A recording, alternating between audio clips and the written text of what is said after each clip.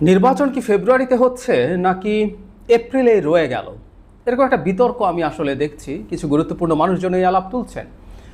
বিশেষ করে প্রধান উপদেষ্টার যে অফিসিয়াল ফেসবুক পেজ, সেখানে যে জয়েন্ট স্টেটমেন্ট এসছে সেটা পড়ে কেউ কেউ বলার চেষ্টা করছেন বিএনপিকে বোকা বানানো হয়েছে, নির্বাচন আদতে ফেব্রুয়ারিতে আসেনি, ওটা এপ্রিলেই রয়ে গেছে, বা নির্বাচন আরও পিছিয়ে যায় কিনা সেই আশঙ্কা রয়েই গেছে। নির্বাচন আরও পিছিয়ে যেতে পারে, এটা ফেব্রুয়ারি, এপ্রিল, এটা জুন বা আরও পেছাতে পারে, নানান রকম চক্রান্ত আছে, চেষ্টা হতে পারে অ্যাটলিস্ট। কিন্তু প্রধান উপদেষ্টার স্টেটমেন্টকে ভিত্তি করে বিএনপি বোকা বনে গেছে, বিএনপিকে ব্লাফ দেওয়া হয়েছে, ফেব্রুয়ারিতে আসলে নির্বাচনের কথা বলা হয়নি, এটা কতটুকু সঠিক? আমি একটু পড়ি যে জায়গাটা নিয়ে অনেকে ডিল করে এটাকে কনফিউশন তৈরি করার চেষ্টা করছেন। আমি ধারণা করি যে এই আর সন্দেহগুলো থাকলে সেগুলো বাইরে আসাই উচিত, আবার এগুলো একটু কথা বলে রাখা দরকার, সেজন্য এই ভিডিওটা।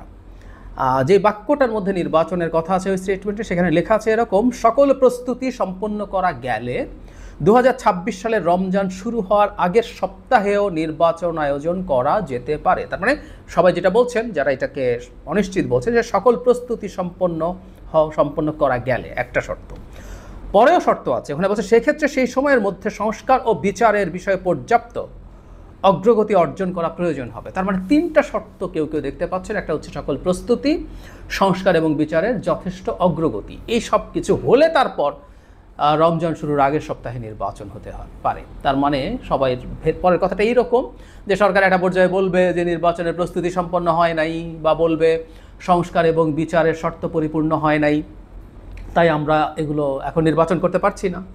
এবং আগের স্টেটমেন্টকে দেখিয়ে বলবে, আমরা তো বলেছিলাম দিস আর দ্য কন্ডিশনস, আমরা সামহাউ কন্ডিশন ফুলফিল করতে পারি নাই, তাই আজকে এই অবস্থা হয়েছে। এবং কি খানিক ক্ষেত্রে বিএনপির উপরও দোষ দিয়ে দেবে, আপনাদের কারণে সংস্কারের, আপনাদের নানান রকম বাধার কারণে, আপনাদের ঐক্যমত্যের অভাবের কারণে সংস্কার ঠিকমতো হয় নাই, তাই আমাদের দেরি হয়ে গেছে, এসব বলে একটা পরিস্থিতি তৈরি করা হবে বলে আলাপ তৈরি করার চেষ্টা করা হয়েছে। এখন প্রশ্ন হচ্ছে এটা কতটা সঠিক। আমরা যদি টেক্সচুয়ালি জিনিসটা পড়ি, এটা ভুল না, যেরকম একটা ইন্টারপ্রিটেশন করা যেতেও পারে। এটা খুব ভুল হবে বা খুব অন্যায় হবে তা বলছি না। এখন আচ্ছা, প্রথম কথাটা হচ্ছে এই শর্তগুলো কেন আসলো। আমরা এইভাবে যদি প্রাথমিকভাবে বলি, একটা দেশের প্রধান উপদেষ্টা একটা নির্বাচনের তারিখ বা মাস ঘোষণা করে ফেলেছেন এপ্রিলের ফার্স্ট হাফ, সেই জায়গা থেকে তিনি যখন সরে আসেন, আমি আলোচনা হলো এবং আমি ফেব্রুয়ারি করে ফেললাম, এটা ইজি। কারণ সরকার যখন, প্রধান উপদেষ্টা যখন এপ্রিলের কথা বলেন, তার মানে তিনি সব না বললেও সেখানেও কিন্তু এই আলাপগুলো এনেছেন, সংস্কার বিচার এগুলো করবেন। তো সেই শর্তের কারণে তিনি এপ্রিলে নির্বাচন নিচ্ছেন বলে বলছেন, তাই উনি এখন হঠাৎ করে ফেব্রুয়ারিতে করে ফেলবেন, কি তার পক্ষে বলা সম্ভব? নাকি তার আগেরটাই একটা কন্টিনিউয়েশন রাখা দরকার, যে আমরা ওগুলো যদি সিগনিফিক্যান্ট হয়, খুব স্বাভাবিক সেটাই থাকার কথা। আরেকটা জিনিস আমরা একটু এভাবে যদি বলি, আমার ইন্টারপ্রিটেশন হচ্ছে, সার্কামস্ট্যান্সিয়াল এভিডেন্স বলে, ফেব্রুয়ারি নির্বাচনের ব্যাপারে অন্তত প্রধান উপদেষ্টা মিস্টার তারেক রহমানের সাথে ক্রুড, মানে একেবারে সরাসরি জেনুইনলি ফেব্রুয়ারিতে নির্বাচন হবে এটা বলেই এসছেন, এটা একমত হয়েই এসছেন। আমি কেন বলছি এটা? আমরা খেয়াল করব, এপ্রিলে নির্বাচন বিএনপি কোনোভাবেই অ্যাগ্রি করে না, কোনোভাবেই করে না।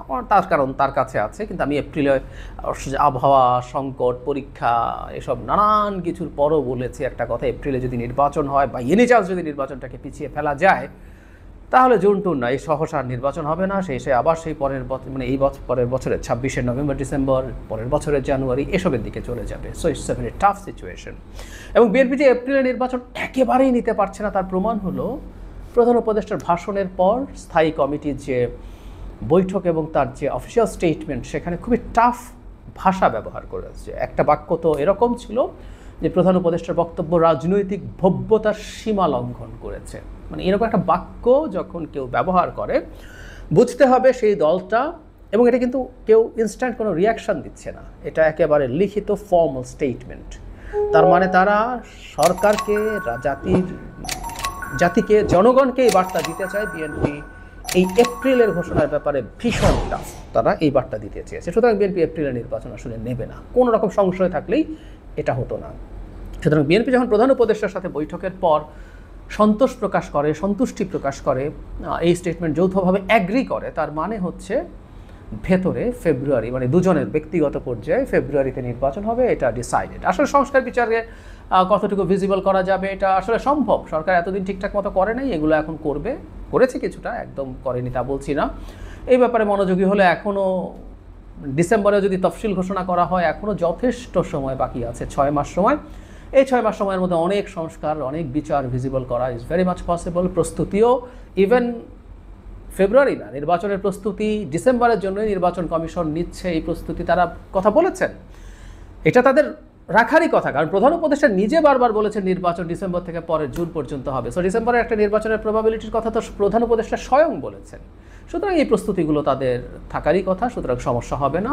এবং আমার টেক হচ্ছে নির্বাচনের পরে কি হবে, পরে কি চেষ্টা হবে জানি না, কিন্তু নির্বাচন ফেব্রুয়ারিতে হবে, এরকম একটা একেবারে বিনা প্রশ্নের মতৈক্য প্রধান উপদেষ্টা এবং জনাব তারেক রহমানের মধ্যে হয়েছে।